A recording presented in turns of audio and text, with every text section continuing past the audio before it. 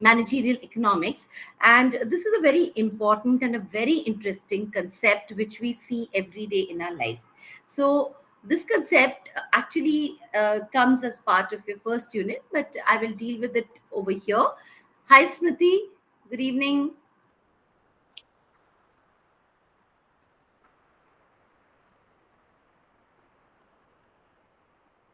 So So we'll talk about two very interesting concepts today, as I said. We'll talk about the concept of equi-marginalism, and then we will go on to demand analysis. Now,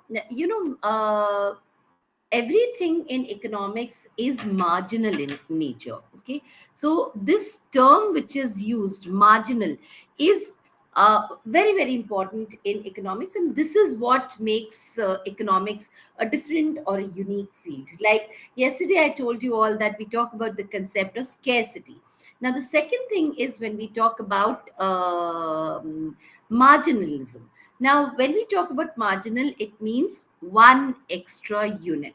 Okay, so this is one extra unit. Please keep this in mind because we will be using this term throughout the course, and whether it is marginal revenue, whether it is marginal cost.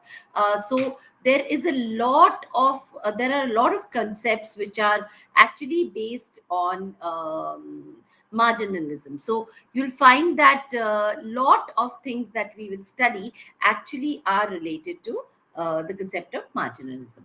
So, what exactly do we mean by marginalism? For example, if you're hungry, you will be eating food. So, eating food is not the important thing. The thing is, how much do you want to eat? So, do you want to eat maybe two slices of bread, or you want an additional slice of bread? Do you want to have one glass of water, or you want to have another glass of water? That makes all the difference when we are studying any concept. So here we say that, for example, you are very hungry when you go home. So you go home and immediately you grab one piece of bread and just literally gulp it down very fast. So because you're very hungry and you really find that it's some sweet bread and it's something of your favorite, you will just eat it very fast. Now, when you start eating the second piece, you will eat it little slower because already you've had one piece at very fast speed. Now, when we come to the third piece of bread, you'll find that okay, now I'm little full. Considering that, suppose you have four pieces of bread. Okay, so this is units of bread that we are talking about. So what happens? The first one will be very, very, very, very fast. The second will be little slower. Okay, third, you are now let's assume that you eat three pieces of bread on an average day. Okay, so second you've had, and third piece you'll go very slow and enjoy it and eat because now you are no longer hungry and your stomach is nearly full. Now, suppose your mother comes and says, no, you need to eat one more slice. And she forces you to eat the fourth slice. Now you're already full and you feel okay still, since she's saying, let me eat. So the satisfaction that you get from this is maybe little lesser. Okay. So here your satisfaction was like literally very high because you were hungry. Then it went down, but it was still okay. Then by the third one, you have reached maximum satisfaction. So you have come at a neutral level. Fourth one, you have eaten because, okay, your mother has asked you. Now she says, no, nothing doing. Today you have to eat 5 slices. Now you're already full. You ate one more slice. So now you don't want to eat. So you'll tell her, I don't want any more. She says, no, no, no, you have to eat. What happens? Your satisfaction just goes down. And you'll see many times if somebody comes now and tells you, no, you have to eat 6 pieces, another piece you'll have to eat, then you will say that I'm now feeling ill, my stomach is bursting, now I can't move, I'm feeling very ill. So something which was giving you a very high level of satisfaction initially now has gone down to being negative. So this principle that we talk about is called as the diminishing marginal utility.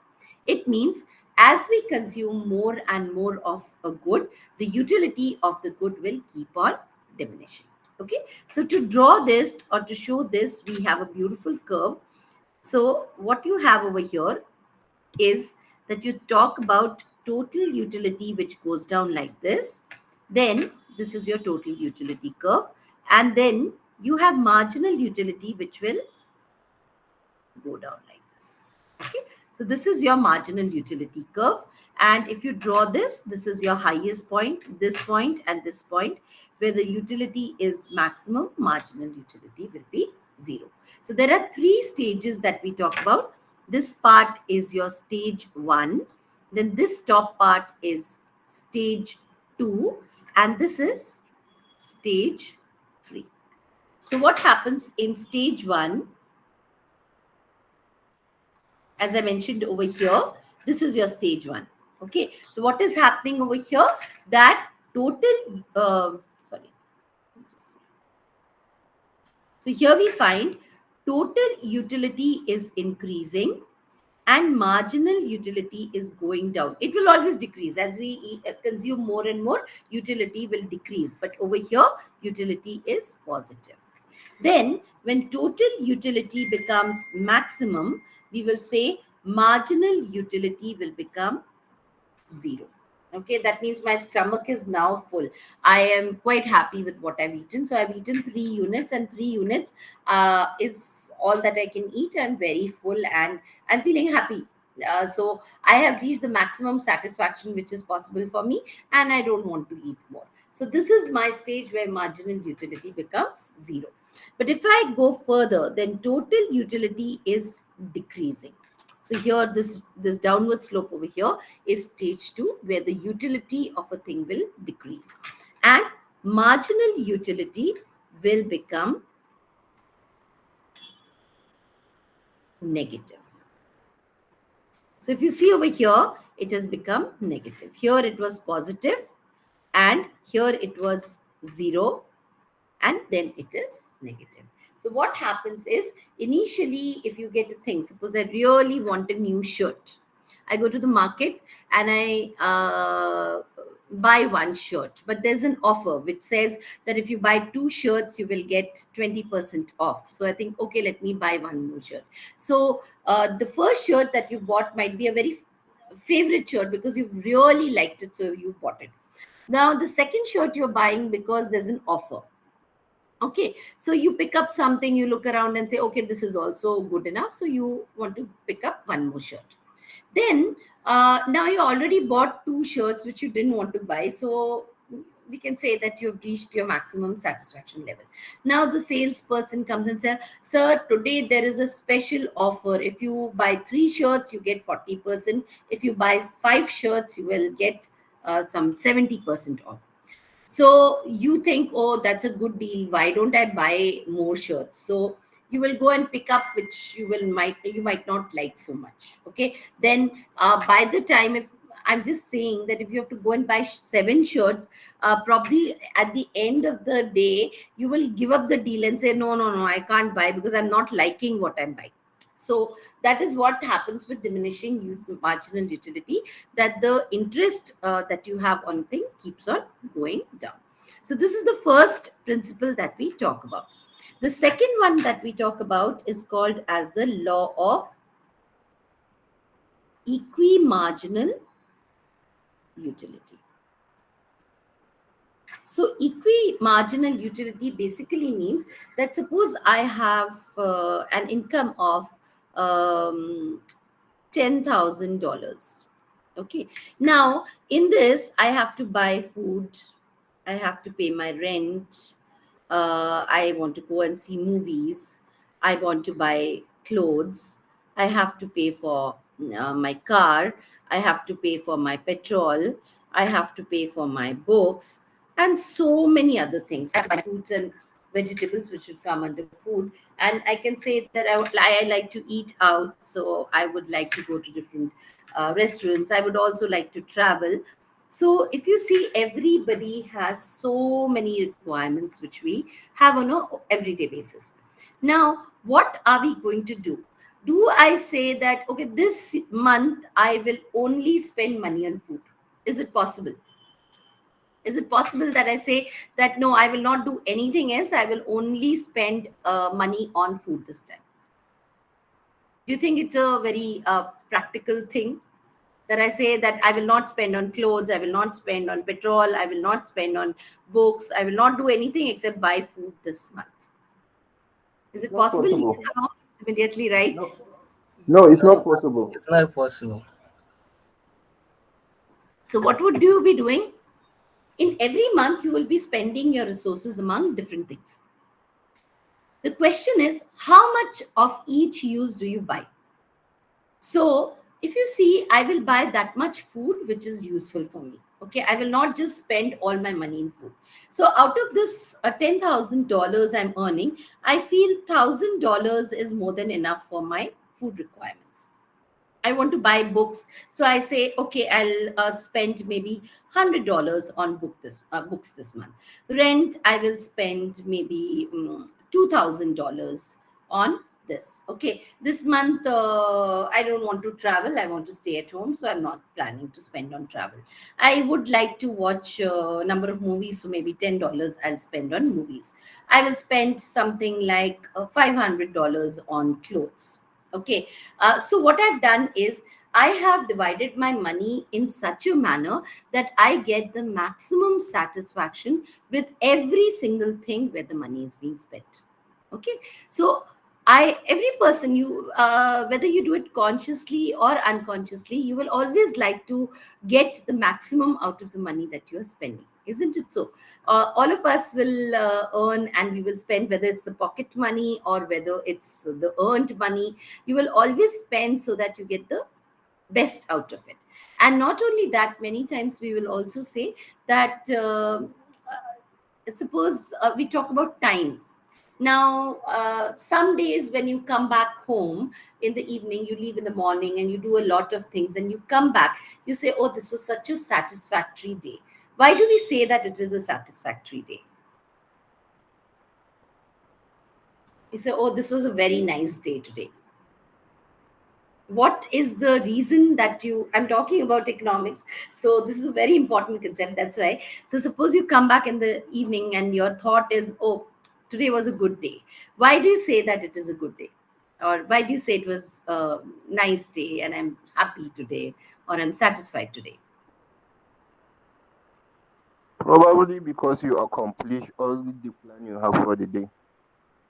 Okay, that's a very good answer. So we say that whatever I had planned to do today, I have managed to do everything. So I wanted to go and watch a movie. I wanted to eat at a restaurant. I wanted to meet my friend. And in office, I had to finish one assignment and submit it. So I managed to submit it on time. And I was maybe given, my boss praised me for the work I've done. So what happens is, my time management for today was very good. So whatever I aimed, in the morning when we get up, we normally think, okay, these all things I want to finish in a day. So when you manage to do everything, then you say, oh, this was a very nice day. On the other hand, you will say that, oh, today was a terrible day.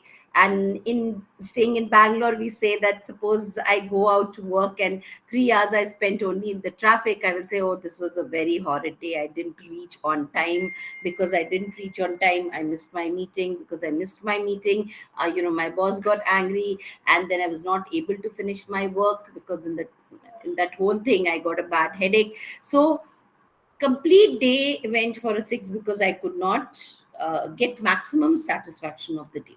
So that is the concept of equi-marginal utility, that in every use or everything, I will put that much of my resources that I get the best out of that possible thing. So this concept is one of the basis of economics, which says that all your resources, or every person, even an individual or a society or an economy or a country, everybody wants to function like this. So they want to use their resources in such a manner that they get the maximum satisfaction from every use. So the key term over here is maximum satisfaction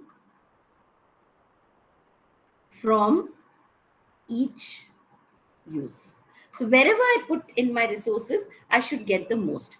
See, for example, this time I put 1,000 rupees for food, but I found that I could get the best of vegetables, or I couldn't get what I required. So maybe I should have kept $1,500 for food.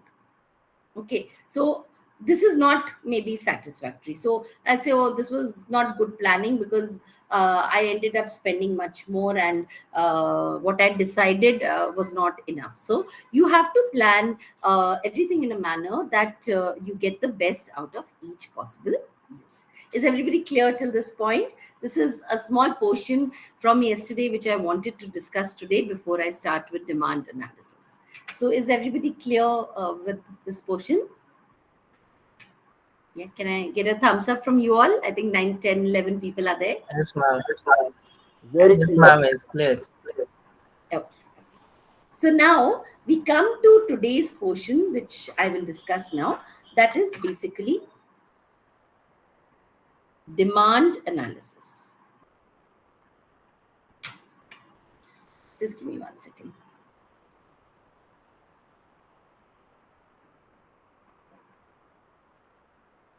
Okay. So when we talk about demand, see, demand under economics is understood in two very important ways. The first is the amount which is bought at a particular price at a particular point of time. So if you go to the market today and you buy 6 eggs, okay, you pay the money and you get the eggs, that is demand.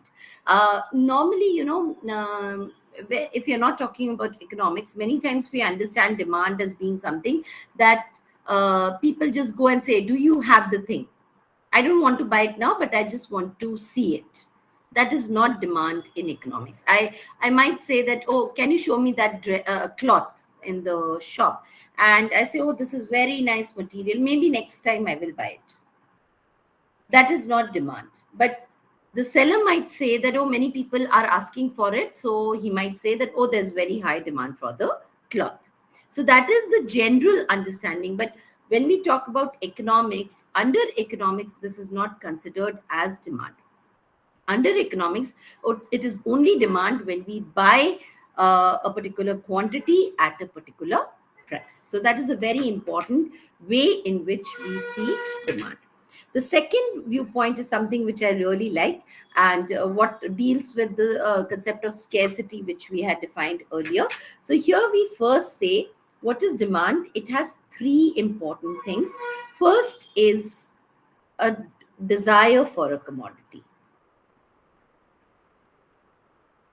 So first important thing that we talk about in demand is that I wish for something.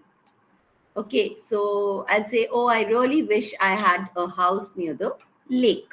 Okay, overseeing water, and if I open my balcony, I can see a huge lake in front of my house. So I'll say that is my desire for the commodity. Second is ability to pay. Now I see a house and I find that house on the market. So when I go and see a house, I say, oh, this is exactly what I wanted. There's a huge balcony, and the moment I stand in the balcony, I can see a huge lake in front of my house. So it's 100% a house which I want, but I don't have any money.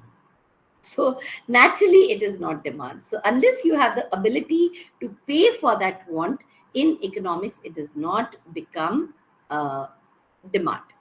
Now, okay, I like the place also, and I have the money also. But what happens is, I went back home and I thought, let it be. I don't want to buy it just now. Maybe I'll buy it another time. So what was missing is willingness to pay. So I had the money, I wanted the house, but I decided, oh, let it be. I will buy it at another date, and I'll look a little bit more or do something else. So what I'm doing is, even though there was a desire for a commodity, money was there, but I was not willing to spend the money. Okay, so this is the three things which are very important for demand. Now I'll give you an example what has happened in today's date. Okay, so I think over there also you must be having all these fast food delivery apps and Amazon delivery apps. Do you all use it very often? Yes, ma, we use it. Okay, so what is the food app which is most popular over there from your restaurants? There is Bulbo, there is Domino's, and Okay. KFC also. They all have the app. Okay. So what happens is now why I'm discussing this with demand is what they have done is, suppose I am sitting at home and I think, oh, I really want to eat a very nice cheese burst Domino's pizza. Okay. But it's really raining outside and the app is not working. Okay. So it's pouring outside. I really want to have the pizza. Do you think, and I'm very comfortably sitting in my blanket and watching TV, how much do you think I will have the willingness to get out of bed, get ready, and go to the market and buy that pizza? It will be too much on your head, ma. You may not even concentrate on your TV. So basically, the willingness to go and pay will not be there. Okay, so when we talk about management, what we all are studying, you'll see this is what has happened. Now what happens, it's raining outside and I'm sitting comfortably, I don't feel like cooking, I'm watching one of my favorite movies, I want to eat the pizza. I immediately open my phone, I will click on the app, and within 1 second I pay for that amount, and it is accepted, and they say that your hot pizza is coming to you in 15-20 minutes. So what they have done is, this gap between ability to pay and willingness to pay, they have reduced. The online apps have reduced this gap. So many times what happens is, if you see from Amazon also, you end up ordering so many things which you later sometimes think, oh, actually I did not need it, why did I go ahead and buy it? So, at that particular moment, I'm just giving you a small thing to do. Please try it out. That today, just sit down and think immediately of 10 things which you really want at this moment. Okay, so whatever comes to your mind about eating something or wanting something, you just write it down and just see that list maybe 2 days later or maybe a week later. If you do it a week later, you will see 90% of those things, of the 10 things that you've written down, you'll say, oh, I don't need this anymore, I don't know why I wrote this down. Okay, so what happens is, when we talk about online markets and online apps, what they have done is they have decreased the amount of time required between ability to pay and willingness to pay. So they're not letting you sit and think, do I really require it? The moment you see, I wish I had a nice coloring book. So I go to Amazon, I look through, and I say, oh, this is a really nice one. How much is the price? Oh, it's only $5. Okay, I'll immediately pay for it. So the gap between thinking and execution has been reduced by the management, and that's why it is something which we all want to buy. Okay, so that is a very important thing when we talk about demand. Okay, so another example which I always like to give is, this is where there's a reduction in this. Now, suppose I start with, I am uh, I'm not, but I suppose I'm a multi billionaire and I have all the money in the world to spend, and I'm willing to spend the money, but I want a house on Mars. Will all the money get me that house on Mars currently? Means I have the No, ability to pay, and I have the ability to pay, but will I get the house on Mars? You can try, may not be Or possible. suppose I say I want a big bungalow on Moon. Will I get it? You can try. Elon Musk is trying. We can try, but what I'm trying to say is there is very less probability of me getting something like that currently. Maybe in the near future, another 10 or 15 years, when they are planning to build hotels in Mars and on the moon, they might provide me with it. But currently, even if I have the money, probably the possibility of buying that is not an option. So here what happens is it's a desire, but it's not a practical desire. So even if I have lot of money, I still cannot fulfill that particular desire. So these are very important three components which make up demand. I hope that is clear to everybody. The basic concepts, the two ideas about demand.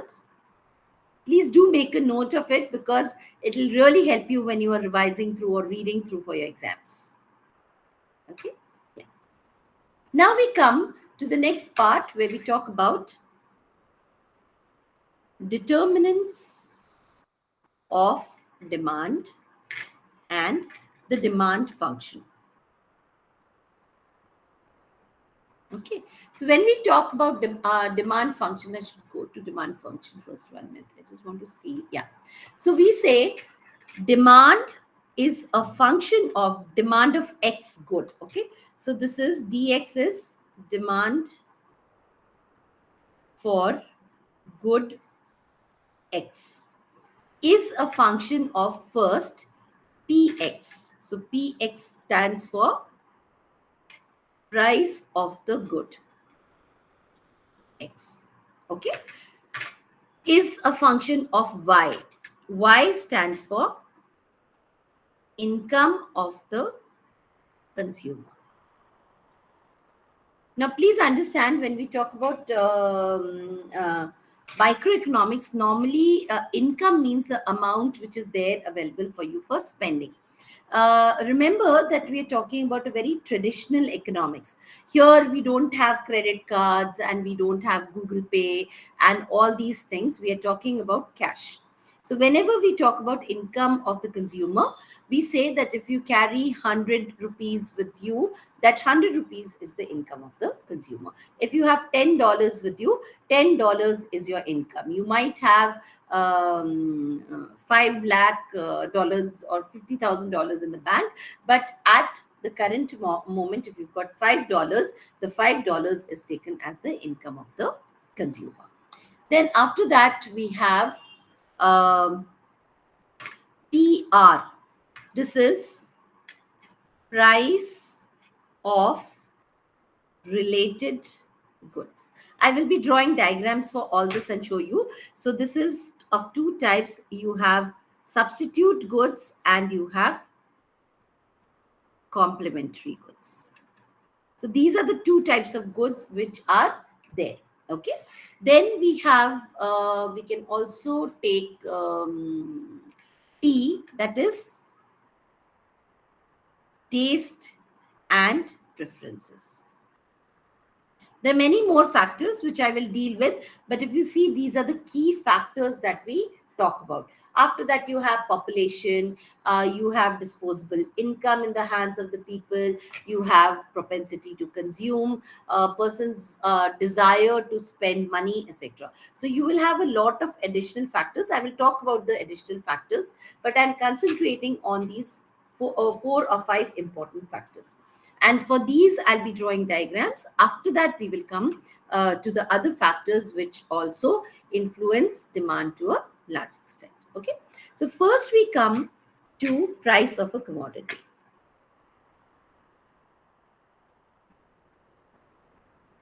So when we talk about price of a commodity, we say demand of X is a function of price of that particular commodity. Now over here, we will say there's an inverse relationship between these two. And this inverse relationship is seen through a downward sloping demand curve. Okay. So this is the shape of the demand curve. We will say here you are keeping price and on the other side you have quantity demanded. So what do we say? That if the price initially is OP, this is a high price, the quantity which a person will buy will only be OQ. But when the price decreases to OP dash, the quantity demanded is going to increase to OQ dash. So there's an inverse relationship between price and quantity demanded. If you want to write it down, you can say price and quantity demanded. This is also what we will study under the law of demand. This is only called as the law of demand also. So suppose we say that the price increases from 10 to 20 to 30 to 40 to 50 rupees. What happens to quantity demanded? Quantity demanded will decrease from 50 to 40 to 30 to 20 to 10. So if price is increasing, quantity demanded is decreasing. Price is increasing, quantity demanded is decreasing. So this is the first relationship that we study between price of a commodity and its demand. It is an inverse relationship. Okay, I'll just give you 1 minute. If you want, you can draw it. Please draw the curves along with me.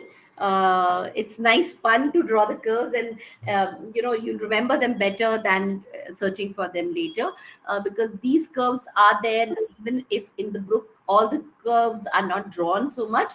These curves you need to draw from the point of view of your exam.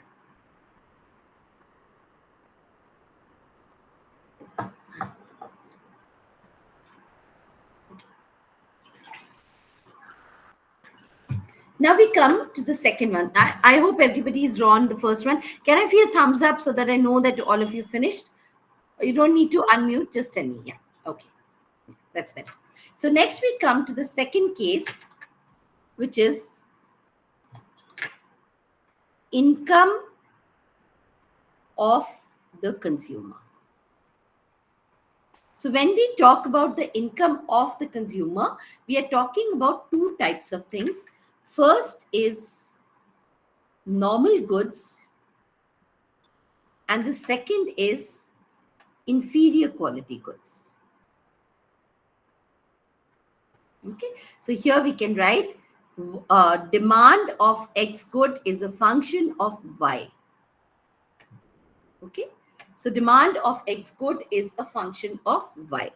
So when we say talk about normal goods, we say there is a direct positive relationship between normal goods and between the price, between the income and the quantity demanded of normal goods.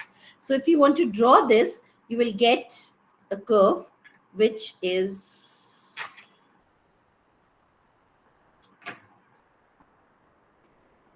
an upward sloping curve. Okay, so here you will see that when we write this, this will be that suppose the price is OP and OQ is the quantity. When the price increases to OP dash, the quantity increases to OQ dash. Okay, so what is happening? On this axis, we have taken price, and here we have taken quantity demanded. So when there is an increase in price, we are saying that there is an increase in quantity demanded. That's why we say, when the income increases, not, sorry, my mistake. You have to write income and quantity demanded. So when your income is increasing, the quantity demanded is increasing. So that's a normal good. Okay, in case of normal goods, for example, if your income increases, you will buy more amount of clothes, okay, or better quality clothes. So basically, earlier you would have managed only with 1 or 2 shirts, but now because you are earning more, you might have more number of shirts. So that is what we are talking about in terms of normal goods. Okay, what happens in case of inferior goods? Now this is again a very, very interesting curve, and I will try to explain it to you all.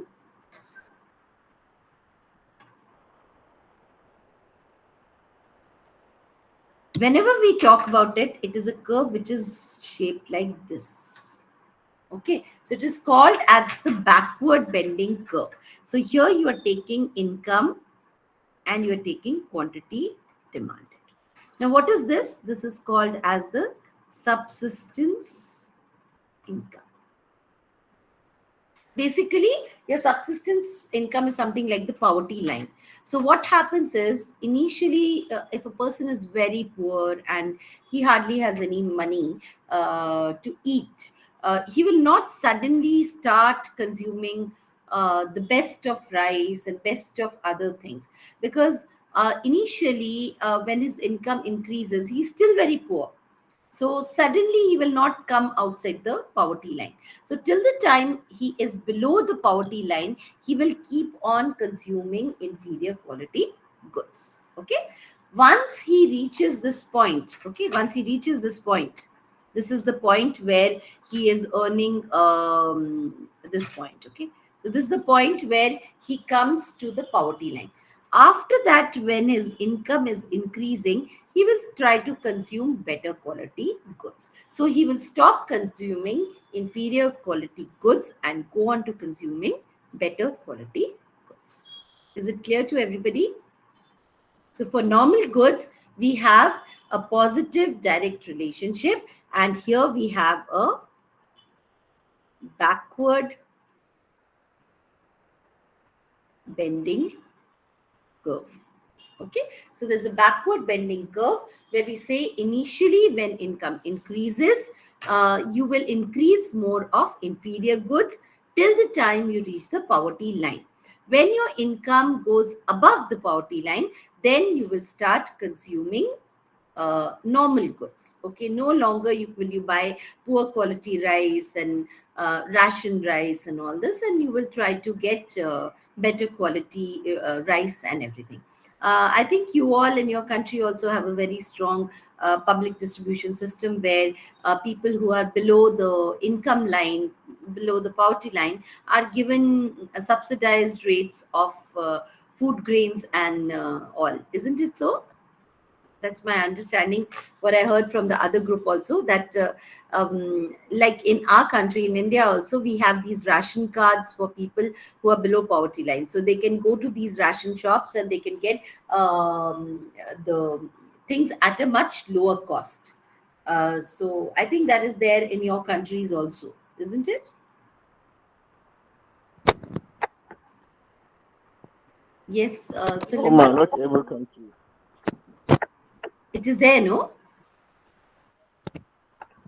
Nigeria, no. No, you don't have any ration shops for poor people. India is You Unless if yes. the state government arranged to, but there is nothing like that. Okay, yeah. We Okay, don't that's have surprising because yes, someone we else also I don't heard. have that provision as well.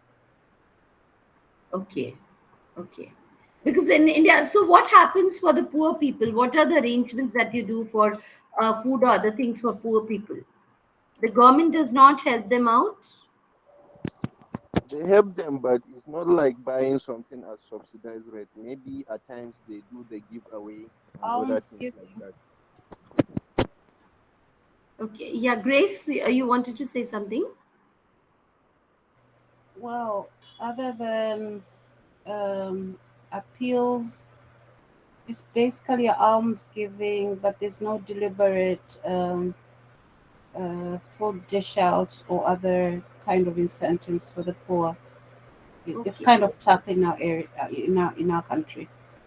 Okay, that's surprising because in our yeah. country, they have these, they will see what is the level of the income of the person. So if the person is under the poverty line and he is not able to earn much, means maybe poor farmers, or even in urban areas, like people who stay in slums. We have a lot of slums and other areas where very poor people stay and they don't get much to eat and not proper housing.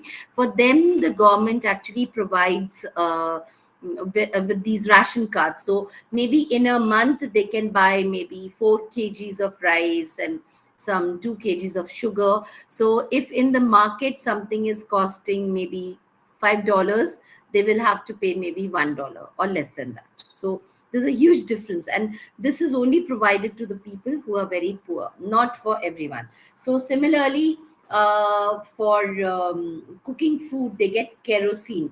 So they get some 5 liters of kerosene, which they can buy at lower prices in our country. So there are some three, four, 5 things which are identified. There is sugar, there is rice.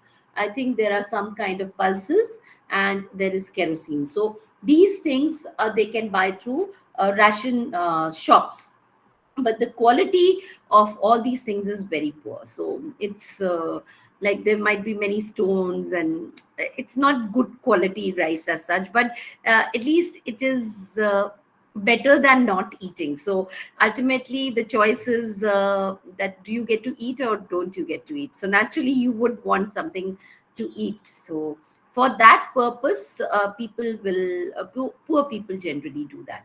So till the time they come to subsistence level, they will continue buying this. But suppose the person starts earning better. So if he's a mason and he's doing some work somewhere, and now he's getting some type of little better job, or his income has increased, or something has happened which is good for him, then he will not want to buy this ration rice, and he will try to go to the market and buy better quality rice. So that means the standard of living has increased. So the moment the standard of living increases, the person's desire to actually go and buy in the market will increase. So that is how your income and the demand in the market will work. So this is the second determinant we talk about. So I hope this was clear to everybody, the concept. Yeah. Okay. Yes. Any question? I think somebody raised their hand. Okay. So next we have the third thing. So this is the second one. The third very important determinant that we actually talk about is price of related goods. So when we talk about related goods, it is demand of X is a function of price of Y. Okay, so if we are talking about tea, and we are talking about price of tea, then we had this as the first property. But here we are saying that how will the quantity demanded of tea change with a change in the price of coffee. That is what we want to study over here. So we have two types of things over here. We have substitute goods, and we have complementary goods. So substitute goods are goods which are used in place of one another. For example, tea and coffee. Okay, so tea and coffee are examples of a substitute goods used in place of each other. Complementary goods, we say pen and refill. Okay, so you'll find that pen and refill will generally come under complementary goods, goods which go together, bread and butter. Okay, then best is, an example in economics, and economics is sometimes very vague. So there, the best example till date is left shoe and right shoe. Naturally, you are going to buy both the things together, but that is also an example of complementary goods. Okay, so first we will deal with what you have under substitute goods. So if we talk about substitute goods, what I will talk about here is an upward sloping curve. Okay. So what I see here is that I'm taking, let me take a nice color. So here I am taking price of coffee, and here I'm talking about quantity demanded of tea. So what happens that suppose the price of coffee is OP and the quantity demanded of tea is OQ. Now, you are indifferent. Like, we are not saying that you are very fond of tea or you're very fond of coffee. You are equally fond of both the things. Okay, so it doesn't matter whether you have tea or coffee. Now, if the price of coffee goes up, what will you do? You will start drinking more amount of tea. So you will be substituting tea in place of coffee. So this is called as substitute goods. So here we say there is a direct positive relationship. Okay, so what do we say? That as the price of coffee goes up, the quantity demanded of tea will continuously keep increasing. So that is the case of substitute goods. Now, what happens if we talk about complementary goods? So if you're taking complementary goods, in that case,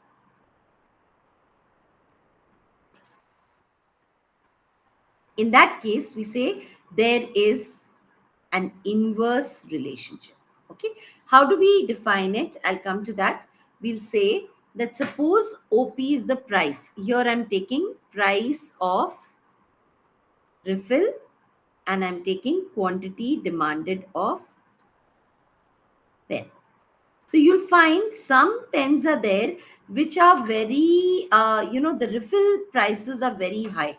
So we don't buy those pens to use on an everyday basis. Means if you want to gift somebody, you will maybe buy that pen. But otherwise, if I have to go and buy a pen, I will just buy a normal pen from the market. So what is a normal pen? A normal pen is one where the refill cost is low.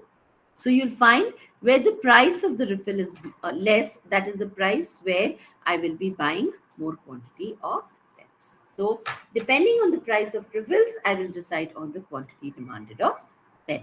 So in this case, what do we find? That if the price is decreasing, then only the quantity demanded is increasing. Is everybody clear till this point? I hope everybody is clear till this point.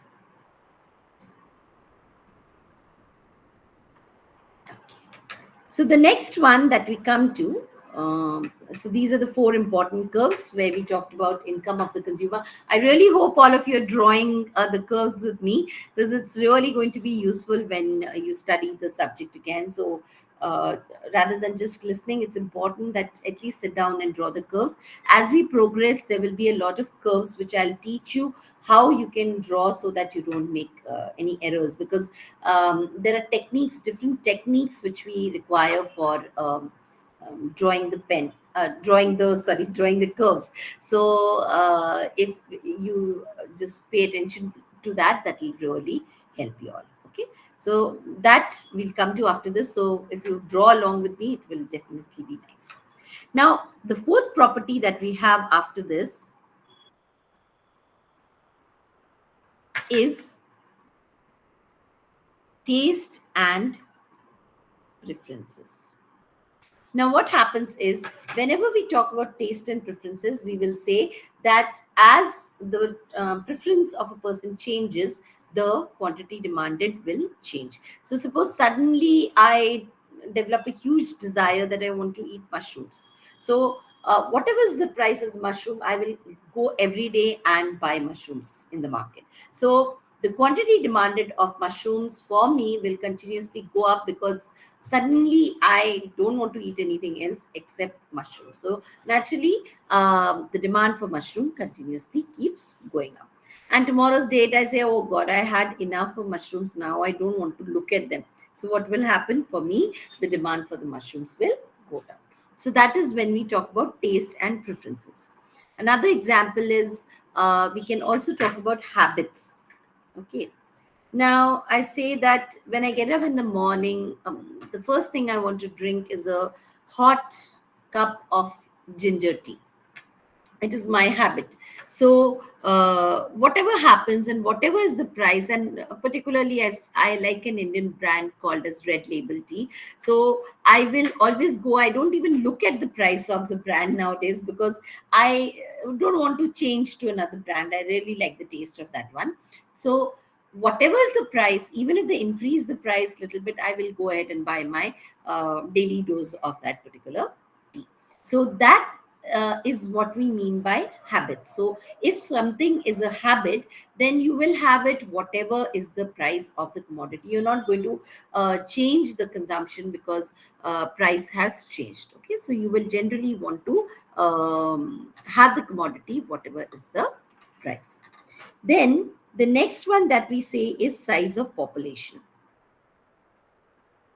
So we say when the population increases, then we will say that demand will increase. So when the population size of population increases,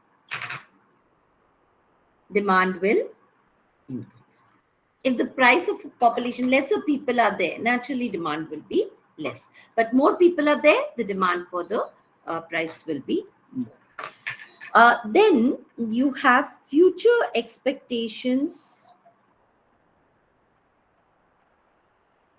of consumers. Now, in India, you all know it's a land of festivals, and we have so many festivals happening all the time. And you'll find that during festivals, we generally have a lot of sales and a lot of offers which are there. So, if you want to buy a television set now, you might be paying a full price. But another 1 month, we have Diwali, the festival of lights. At that time, everybody buys electronics. Okay, so it is that we say it is lucky to buy something. So many people will buy some gold, or many people will buy maybe anything of electronics. And during this time period of this few days, 1 week, 10 days, the price of these electronics normally they decrease by 20%, 30%. So suppose now in the month of October, now this year Diwali is in the month of November.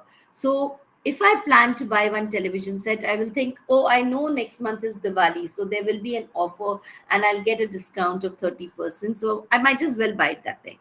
So when I expect the prices to go down, then I will not demand the good currently. And if I expect, like for example, when the government is presenting the budget, we say that I expect the prices of something to go up. Okay, so when I'm expecting the prices to go up, then what will happen is that I will uh, buy the good now. I will not want to change it to a later date. I would like to purchase the good now only. So that is where we talk about the whole concept of future expectation of consumers. So if you expect the prices to go up, what you'll do is, even if the price is high currently, you will just go ahead and buy the good. If you expect that the price is going to decrease in future, then what will you do? Then you will go and buy the good at a later date. So that is another very important concept that we should remember whenever we are talking about prices. Okay, so that's a very very important concept which decides about pricing. So even if you plan to buy a car, you might have an offer in a particular month. Yes, I would like to ask this question again because I like listening to all of you. So can you tell me, do you have these different offers happening in your country? Do you have certain time periods where there are different prices which are there in the market, or when there are offers, a particular season when there are more offers in the market? Actually, there is no such offers. Ours is during festivals. Normally, the price of good go up instead of coming down during our major festivals. Instead of the goods to come down, the prices go up. So we don't know actually of such things. Which country is it, Suleiman? Belong to Nigeria, Nigeria. So I believe Nigeria is little expensive, no? It's a yes, little expensive yes, country. kind of, especially now that we are facing Yeah, NEPA because in subsidy. India, uh, you all, I think, everybody's heard about so many festivals happening in India. So India that way is very different. For example, you'll find it very interesting that we have a particular festival called Akshay Tritiya in the South India, and you know It's there all over India actually. The date might be little different in the south or in the north India, but on that particular date, everybody goes and buys some gold. So literally, if you go to a gold shop during that particular day, you will not find place to enter the shop, and they will increase the rates of the gold because everybody comes there on that particular day to buy gold. That kind of pressure is there. So you can imagine that even for buying gold, we will have one particular day and one kind of festival which happens, and that is how uh, important that day becomes. So like that, we have so many other things, particular days when we'll be buying a certain thing. Okay. um, there is a festival which happens now, which is next week. There you'll find that for all the vehicles they'll be putting these huge banana leaves and stems. So all the vehicles, even and it's very interesting and very beautiful to see actually, that even the autos and the small taxi kind of things, they'll be putting this banana leaf tied on both sides, and for that particular day with garlands of yellow flowers. So on that particular day they will worship the vehicles. So we will all worship our vehicles on that particular day. And that day there's a huge demand for that particular thing. Okay. So similarly, when we talk about Diwali, we will all Dhan Lakshmi or something we call it. So that time you'll find that everybody will go ahead and buy some kind of you know silver, gold, electronic gold, anything. Means we just say that you get something new into your house. So new does not mean clothes. Clothes we will buy for most of the festivals, but more than clothes, during this time we would like to buy a new good. Means people go and buy utensils also on that particular day.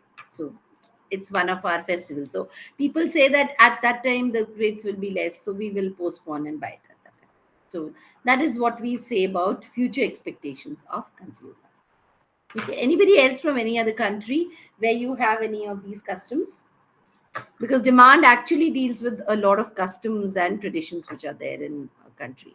You might also have some festivals when you go and buy a particular thing to celebrate, is it? Or make a particular kind of food or something. Uh, Yes. Doctor, uh, what we have in my country, in Sudan, Hmm. and as a Muslim country, we have two Hmm. festivals around the year. Hmm. One is called Eid al-Fitr, and one is called Eid al-Adha, sacrifice Eid. So in Eid Yeah. al-Fitr, most people go to buy clothes, new clothes. It's Okay. all people, yeah. Okay. And Okay. in the other festival, we are going to buy a sheep to Yes. sacrifice for God, Yes. something Yes. for all Muslims. This for all Muslim, I think. Was Yeah. Yeah. those festivals? Okay, okay. I know about that, because in India also you have Eid al-Fitr and Meaty Eid, we call it. That is the sweet Yes, one, and one you have the sacrifice of the goat on yes, Eid. yes, Yeah, yeah. exactly. Yes, yes. So that in India also we have quite a large Muslim population, and we celebrate all those festivals also. So that is definitely there. So what will happen is during that period you'll find that the rates of things will go up. Okay, so many people will say that let's buy it maybe 4 5 days early rather than waiting for the last day, because you know that the prices will go up further. Isn't it so? Yeah, like in my country, Zambia, I can't say we have festivals, but we have Hmm. two agriculture shows, both in the Hmm. two major regions, the the southern and the northern, where Hmm. farmers come to exhibit their different produce. Okay. We don't just look at agriculture, but we encourage other companies to exhibit. So prices Okay. for of the commodities do go down, and people take the opportunity to buy things at a cheaper rate during these times. So yeah, that's what I can relate to in terms of demand and prices Yeah. of goods favoring customers. Okay, okay. So I think everybody has understood because it's all related. Actually, when we talk about managerial economics or economics as such, it's not in the books. If we try to understand it through just reading books, we can't. It's generally whatever we are observing around us, which is telling us, how economics actually works. So that was nice to hear everyone over here. So let's just continue. The next one that we talk about is, propensity to consume. This is also a very interesting term. Um and uh, this also, I think, all of you will be able to relate with. What happens is not only as individuals, but as a country also, many times the saving and investment and the spending patterns behavior differ. Even age wise, your spending patterns differ. So propensity to consume basically means what is your desire to spend money. So suppose you give a child 100 rupees to spend, you'll find one child might spend that 100 rupees in less than 10 minutes. If he's in a fair, he'll just go and blow all the money in 2 minutes and come back to you and say, I want another, some more money. And there will be some people who will be, at the end of the day, they might have money left with them. So propensity to consume means how are people different in their different spending patterns. So we say that if your propensity to consume or the desire to spend your money is very high, then the demand in that country will be very high. Like they say in America, the propensity to consume is very, very high. That's why you'll find that so many people want to buy. And there was one statement which says that the consumption patterns in America is nearly 40 times that of any other country. That is how much of goods they believe in buying. Okay, so they'll just use something and just throw it or dispose it, and that's the frequency of goods. Whereas India is still a very traditional country. So you'll see that our parents will also say that don't just waste money, save money, keep it, whatever you require, only buy that much. You don't have to go and buy everything. So the tendency to do something is very, very different. So in India, we have a low propensity to consume, in the sense that we have essentially brought up saying that you need to save, you need to keep money for your old age, and just buy things which you actually require and not just spend because you have money. So even richer families many times you'll find do not actually spend in that manner. So as a country, the propensity to consume in India is less because it is a very traditional country. Okay. So but, and as I said, it's not same. For example, if a person is young and he's just started working, uh, his propensity to consume or desire to spend money will be very high, because he's thinking, I've got another 30 years for which I'm going to work, so I can easily spend money now. Whereas a person who's nearing retirement will be more conscious. He will say, no, I'm going to retire in another 2 years or 3 years. So if I don't save my money now, how will I manage after that? So the perspective or the thought process for all different age people will be very different. Okay. So that is another very important factor which we talk about when we are talking about propensity to consume. Okay. Now, after this, we come to the next part, which we talk about as law of demand. Okay. So I hope the points were clear to everybody. Can I get a good thumbs up so that I continue with the law of demand? And again, we'll talk about a very interesting concept. That means we will talk about the exceptions to the law of demand. Okay. So the next topic or heading that we have is law of demand. Now, basically, it's very interesting about the law of demand that the law is very simple, but the areas that we talk about as exceptions to the law of demand are very interesting, and that is what the law of demand. That is how the law of demand becomes unique. So, if you said, as I said, as price increases, demand decreases. This is essentially the law of demand, which I drew earlier, that it is a downward sloping curve. So if the price is high, quantity demanded will be less. When the price decreases, the quantity demanded will increase. Okay, so this is the simple law, which we find is applicable in many areas, but still the places where it doesn't apply is also very huge. Now, the first condition, the moment I write, you will all know that it doesn't apply. So it's the condition of war or riots, or even we can take COVID.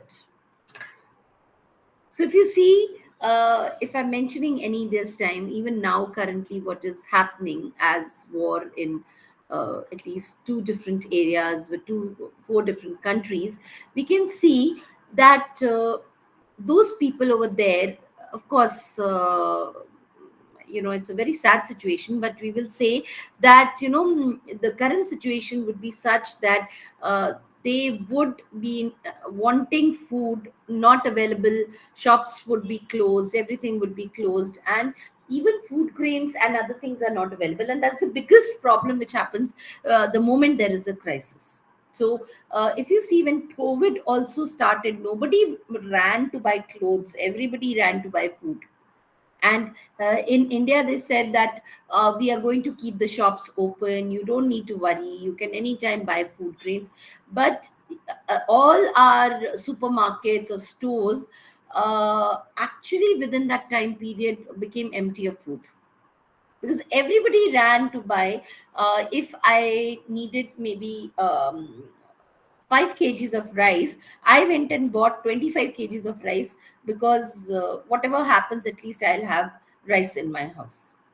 So during war, the prices go up drastically, but the demand also goes up. So basically, of necessities or essential goods, we will say that the demand for the good will really, really increase. And this is the first condition, that prices go up and demand also increases. Okay, we all have gone through COVID. We are all seeing the situation of war, and I think we all understand that this is where the law of demand actually does not work. Okay, the second very important place is, we call it as a Giffen paradox. Now, this was given by Sir Robert Giffen, and this is a very, very interesting concept. And this was a study he conducted in farmers in Britain. Okay, Great England. They had he observed the farmers, and he saw that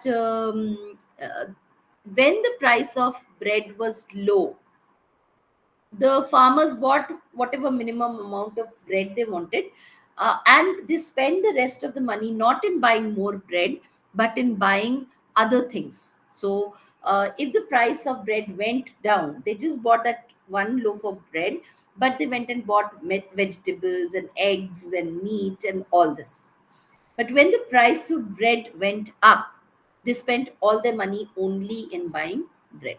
That time they would not go and buy other vegetables or meat or eggs. So that is why it was called as Giffen paradox. That when the price goes up, the demand goes up, and when the price goes down, the demand for the good will go down. And this, they say, is a special kind of inferior goods. It's not normal bad quality goods or low quality goods. Giffen goods are alternative goods which are consumed by poor people, but they have it as a staple diet. And along with that, if they have more money, they will want to buy other things. So they are not giving up consumption of that thing. Like when I gave the example of inferior goods earlier, we drew the backward bending curve. We said that people give it up after some time. When they have enough money, they will start buying normal goods or better quality goods. They will no longer buy those bad quality goods. But here they will buy it, but they will the thing is, they will decide whether they should buy meat and eggs and vegetables along with it. If the price is low, then they will just buy some bread, but they will buy all the other things. If the price is high, they will only be able to buy the. So this was called as Giffen paradox. The third case is which we call as Veblen effect, or it is also called as demonstration effect. So when we talk about demonstration effect, it is that it's a very interesting effect, and I think many countries are actually impacted by it. Um, of course, India is heavily impacted by it. I think uh, copying our rich neighbors. So uh, if your neighbor has a beautiful red color sports car, you also want one. So you're not seeing whether it is practical, what is the price, what is the other thing. You just want it because the other person has it. Okay. So in school also remember that, when your friend had a different colored pen, you would come back and say, I want that particular pen only. That pen writes better. I want that pen only. So you might have a perfectly good pen, but you just want it because the other person has it. Okay. So over here, we are not concerned about prices. We will generally go and buy the thing because another person has it. Okay. So that is the concept when we talk about Veblen effect. And many times this effect is a very, very overpowering effect, because here you are buying things not because you require it, you are buying things because somebody else has it. Okay. I hope you can all relate to this effect. This is considered as a very interesting effect, and it's a very practical effect which we find many times. So, especially with developing countries and developed countries, we find a certain technology. We don't even try to analyze whether it is useful to a country. We just want it because another country has it. Okay. Do you relate to this effect? Could you relate to this effect? I think all of us have this, that, oh, this person is wearing a particular, for girls over here, they'll say, oh, she's wearing this particular dress. I also want something like this. Or he has this bike and I also want something like that. So it's a very common effect which we find everywhere. So are you able to relate with this effect? Do you think you have any examples of this?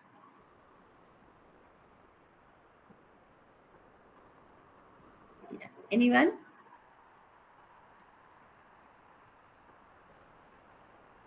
Is it something which you have seen? Can you just react? That is enough. If I see a thumbs up also, I'll know that you have. Yeah. Okay. Okay. Yeah. Grace.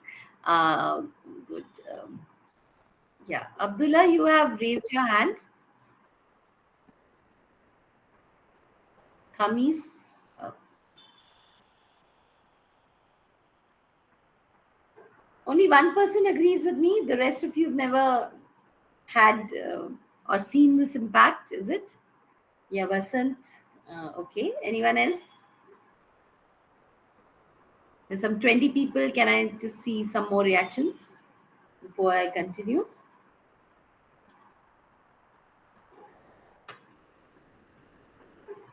Yes. Okay. So the fourth impact that we talk about is called as ignorance effect.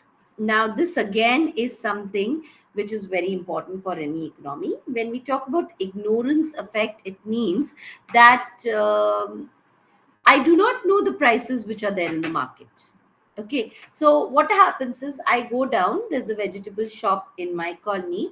I go down and I buy my potatoes and onions and garlic and spices from that shop. So, whatever price he charges me, I pay him that. Or sometimes I will order my vegetables or milk or other things through an app. So whatever price is there on the app, I will just pay that price and get the thing.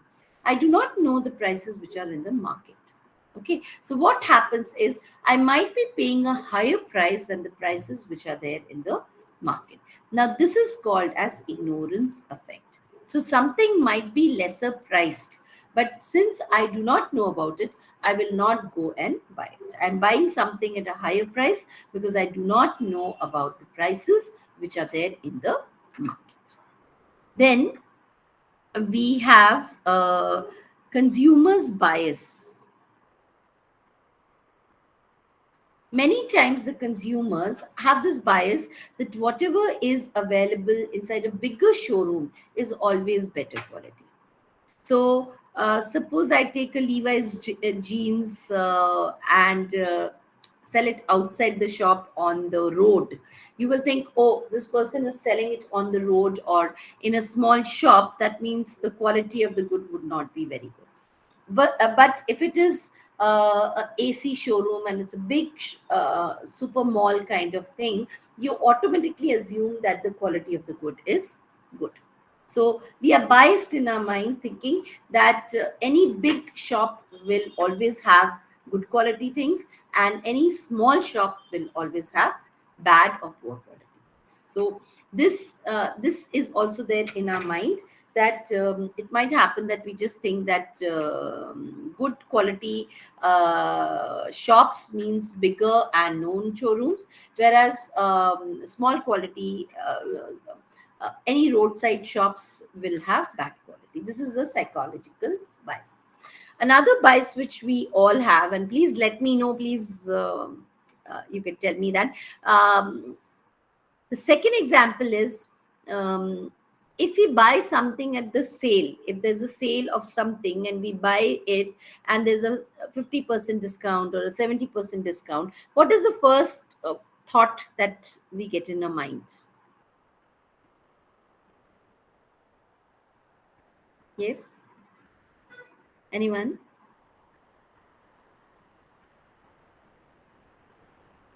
Yes, Grace, can you tell me what comes to your mind if there's a sale, a huge discount on a particular piece of furniture um, or any good which is there? Anyone? Yes. Yeah. Yes, Musumba. Please tell me. You raise your Um, hand. Yes. it's usually for me to signal that it was either too expensive, one, or it was not. People didn't like it, so they're trying to dispose it. Yes, absolutely on the mark. So the moment we find that there's a huge discount, we start looking for the problems around it. So we think there must be something wrong with the furniture, there must be some defect with the furniture, or maybe it has become out of fashion, or earlier they just put a high price, which was not the correct price. So this is a bias which we have. We will not say, oh, the price is low, let's go and buy it. Sometimes it happens, but majority of the times we will think that when we go there, we'll try to think what is wrong with this furniture rather than what is right. Okay, so if I decide to buy a sofa set, and it was priced at maybe $1,000, and now somebody's selling it to me for $200, I will really look at it and think that what is wrong with that furniture, rather than saying, oh great, this is a super price and I should immediately buy it. So that is what is called as a consumer's bias. But many people actually go to a sale nowadays to buy things, but still that mindset is there, that there has to be some problem. Otherwise, why would a person who has priced it at $1,000 wants to sell it for $200? So that is called as a consumer's bias. So these two biases are also very, very important. So that is where you talk about the law of demand. Is it clear to everyone? Is everybody clear? Yes, great. Yes, ma'am. Okay. So I'll Yes, just come. and this consumers bias also here in Nigeria. Whenever Yes. we find out something is Hmm. not expensive, it's Hmm. not premium, we just think that it's not original and is maybe fake Yeah. or something.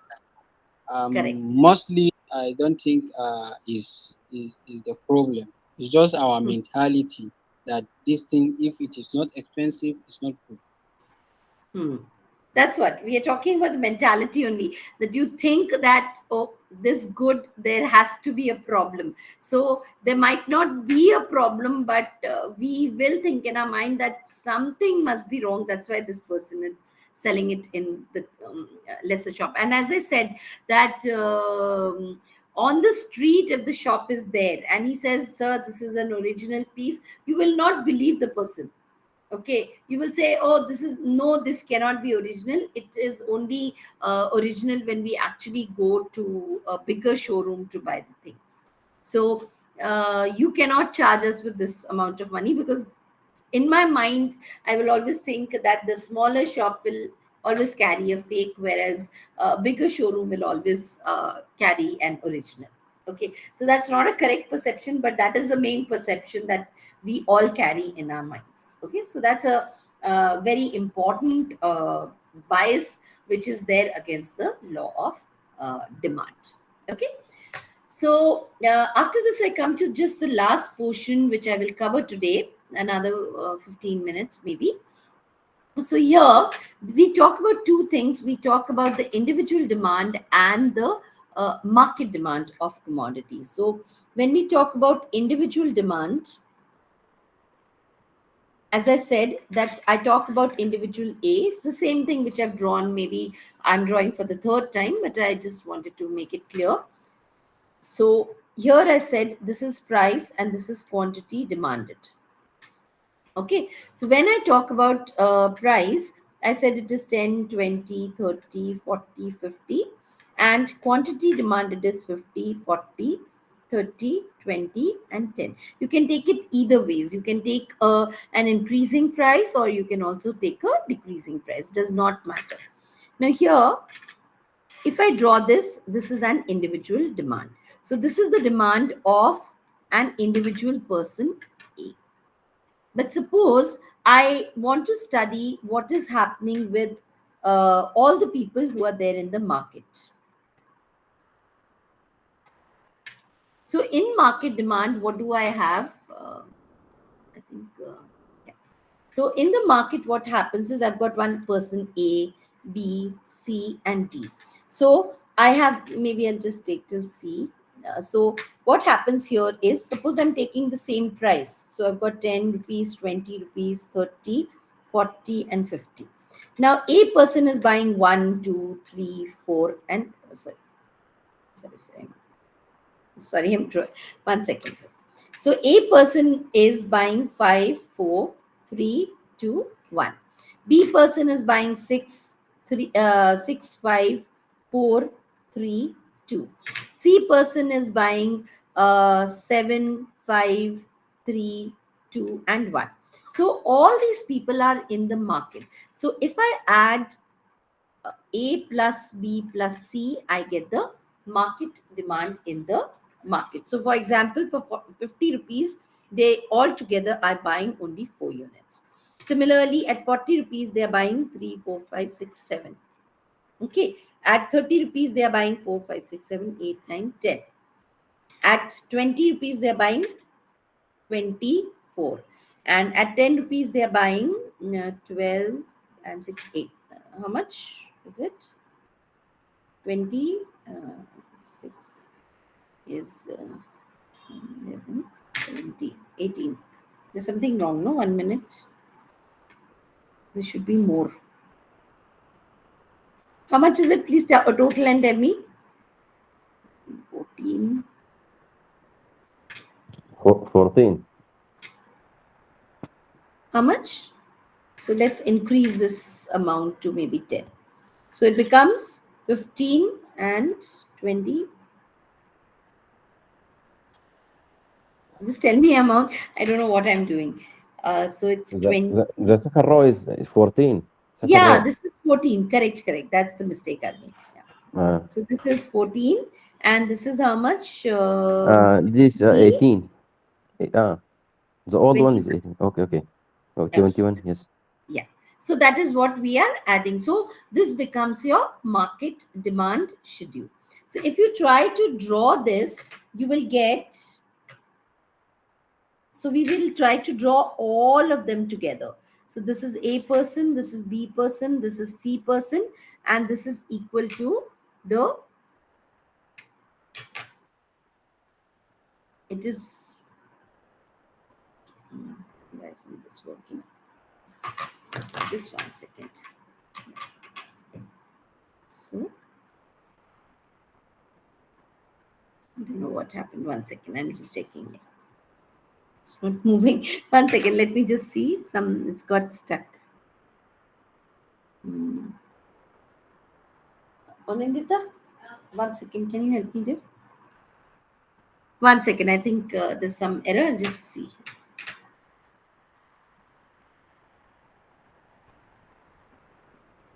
One second, I think that. Just give me a second, huh? I'll just try to rectify this.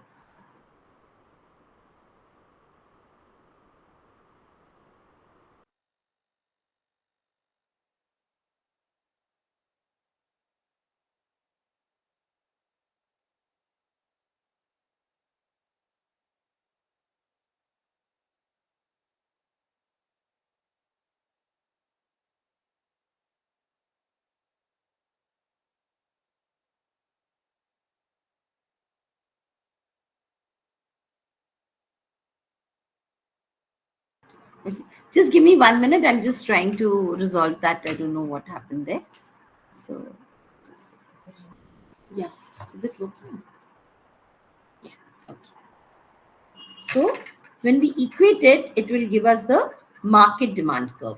So, suppose this person's demand curve is this person's demand curve is this person's demand curve is this. So, this is A plus B plus C. This will give you the market demand curve, where what I'm going to draw is much further away. Okay. So, if you see the distance which is there over here, if I draw a line, so here it is only this much quantity. This is Q1. Here also this is less quantity. This is Q2. Here also there is less quantity, Q3. But here it is Q1 plus Q2 plus Q3. Okay, so that's why this is called as the market demand curve. So by adding the amount of income of every individual over here, we will get the market demand curve. Okay, I hope this is clear. One small last concept I will deal for today, and then I'll finish the class for today. Okay, I hope everybody is clear till this point. Any questions anybody has? Please let me know. Any Yeah, please, questions? ma, can you explain it again? This one? Okay. Yes, What I ma'am. said was, when I talk about individual demand, I am talking about one person. Okay. For example, you go to the market and you want to buy things. So this is the different price that you have, and at that price you have decided, if the price is 10 rupees, you will buy 50 units. If the price is 50 rupees, you will only buy 10 units. Now one of your friends also comes along with you. Okay, three of you go to the market, another friend. So you buy at price 10 rupees, you buy only 5 units. As the price increases, you buy lesser and lesser units. So suppose in the market, when you go, the price is 30 rupees. So you and your friend end up buying this amount. Okay. Now, your friend has bought 4 units, another friend has bought 3 units. So total at the price of rupees 30, you all have bought only 10 units or 10 units of quantity. So if I plot this, this is what I've seen for A rupees. So here I'll say this is 30 rupees is the price. A person has bought how many? 3 units. B person has bought 4 units. And C person has bought 3 units. So sum total, how many units have we bought? We have bought 10 units when the price was rupees 30. Is this clear? Is this clear now? Yes, ma'am. Okay. So this is the concept of market demand. Now the last thing that I will talk about in today's class, and I'll finish with that, is when we talk about changes in demand. Okay, the battery for my laptop is little low. If it closes, don't worry. I will connect through my phone and you will be able to see the screen. So don't worry. Just give me 1 minute if I'm changing the device. Okay. So just bear with me. If it goes off, there should be enough battery. But if it stops, I'll just change into the other. Okay. So when we talk about changes in demand, Now, there are two types of changes which take place. So, one will lead to a movement. Please make a note of this. This is very important. Okay. A movement along a curve. And the second we have is shift in the curve. So when we talk about movement along the curve, there are two things we will study. You will study expansion of demand and contraction in demand. And when we study shift in the curve, we study about increase in demand and decrease in demand. Okay, so we will be studying these four conditions. I will draw curves for all of them. So first we come to movement along a curve. Now, whenever we talk about movement along a curve, as I said, there are two conditions: expansion and contraction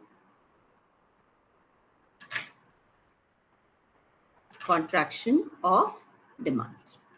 So we should remember, movement along a curve takes place because only price of good changes. So if you say that the price of the good has increased or the price of the good has decreased, then we are talking about movement along the curve. So when we talk about expansion of demand, what we are talking about is that this is your demand curve. Okay. So here you've got price and you've got quantity demanded.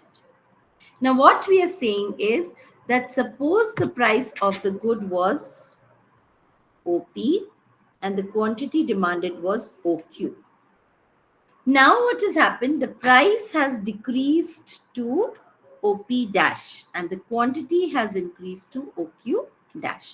So when we come from A to B point, the quantity demanded has increased because the price has decreased. So this is called as expansion. Okay, price has decreased, so quantity demanded has increased. Okay, so this is the first case where we talk about expansion of demand. The second case that we have is when we talk about contraction. So again, we are going to draw a demand curve. This is your demand curve. And here we've got price and here you've got quantity demanded. But in this case, what are we drawing? We are drawing little differently. We are saying that suppose the price is OP and the quantity is OQ. So you're buying at point A. Now what has happened is if the price goes up to OP dash, what is happening to quantity? It is decreasing to OQ dash. So at point B, you are buying lesser quantity because the price has increased. So you're moving upwards. Okay. Here you have moved downwards. And in this case, this is contraction. So you are moving upwards. So what do we say? That the price has increased. That's why quantity demanded has decreased. Is it clear? So here, this is called as expansion when the price goes down and you are able to buy more quantity. And it is contraction when the price is increased and you are able to buy lesser quantity. So that is called as contraction and expansion of demand. Okay. So I hope you all able to draw along with me.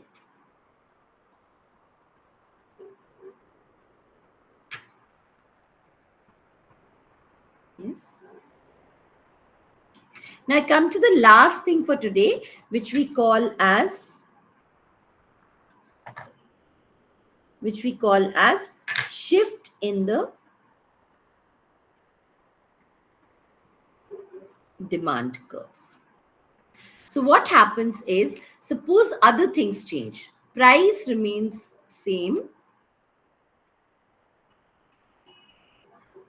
but what has changed is maybe the income has changed, or taste and preferences have changed, or size of population has changed, propensity to consume has changed. All this has changed. Then what happens? Then you'll find that the demand curve will shift to the right or to the left. So there are two conditions. First is increase, and the second is decrease. Okay, so you have increase in demand and you have decrease in demand. So when we talk about increase in demand, you will say that this was the initial demand curve. Okay, so in the initial demand curve, you were buying OP quantity,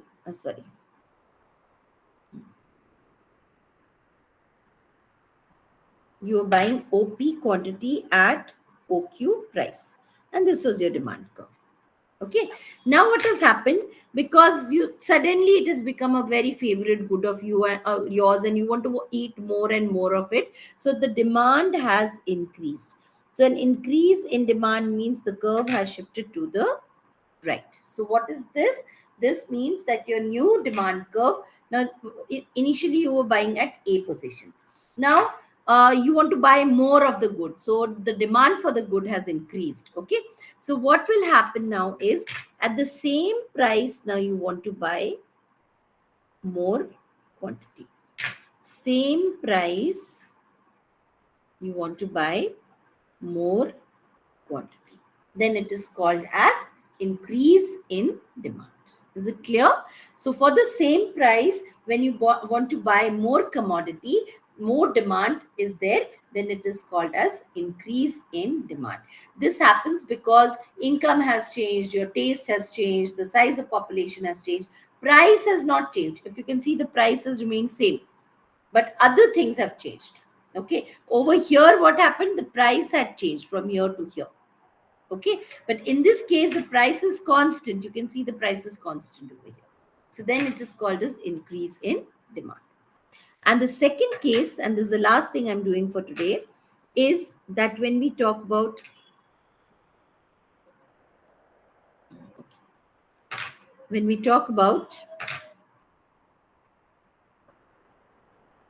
suppose we say that the initial demand curve was this. Okay, so we say that initially the price was OP and you were buying OQ quantity and your demand curve was D. Now because you no longer like that thing, means it's become your least favorite good, you don't want to eat it any longer. Now what are you going to do? You are going to demand less of it. So the demand curve now has shifted to this curve, that is D dash. So what has happened to quantity? You will see now you want to buy, earlier you were buying at this point, this is A point. Now you will only buy at this point, this is the B point. So the quantity that you want is less. So decrease in demand, you'll see that at the same price, now I want to buy less quantity. Is it clear? So increase in demand is in the same price we want to buy more quantity, and decrease in demand is at the same price I want to buy lesser quantity. Is it clear to all of you? I'm just giving 1 minute. You all can draw the diagram. I'm just decreasing so that all the four you can see together. These are the two cases. So we have expansion and contraction of demand. This comes under movement along a curve, where we said that the price is changing. So when the price is changing, then if price is decreasing, then we will say quantity demanded will increase. That is called expansion. And when the price increases, we will buy lesser quantity. That is called contraction. The second is shift in the curve. Now, shift in the curve takes place because other factors have changed. So we say that there is increase and decrease in demand. Increase in demand will happen when the demand curve will shift towards the right. Okay, so here if you see, the demand curve shifts rightwards. Okay, and here demand curve shifts leftwards. So when there's an increase in demand, we will say at the same price you want to buy more quantity. So that is called as increase in demand. And when we talk about decrease in demand, we say at the same price we now want to buy lesser quantity. So I hope this is clear and all of you have been able to draw and understand whatever I have finished, so that I have completed first part of the demand analysis. Tomorrow's class, I will continue with another very important concept of elasticity, and then I will go on to production. Okay. So any questions anybody has before we finish? Any questions, anything that you've not understood? Okay. Any questions? Good to see Vasant. Thank you for the thumbs up. That means, yeah, Usman, thank you. Thank Yes. you very much for the class. For me, there is nothing. It's very understood. Okay, that's very nice. So I hope it was interesting and all of you could understand and write down everything and draw everything. See, I want you all to draw, because this particular subject, if you draw along with me, it will really help you. And as I said, please get your colored pens. You can see that it is much more easier to understand when we draw in different color. Okay, so I always teach in different colors, and I hope you are also liking the way I'm teaching in or drawing in different colors. Yeah. Yes. Yes, Grace, you've raised your hand.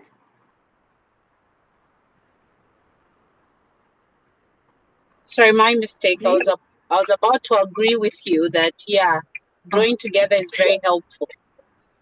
Yes, and using different colors is very helpful, because all these, if you draw in a single color, sometimes you are very confused about the different points that we have mentioned as A, B, and what is happening. So for this particular subject, if you draw in color, you will really remember it very well for your exam. I don't think you'll face a problem there.